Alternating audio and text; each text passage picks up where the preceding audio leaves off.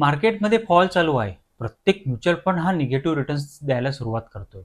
पण त्याच वेळेस असा काही असेट क्लास आहे का, की जो मला खूप चांगले रिटर्न्स बनवू देऊ शकतो?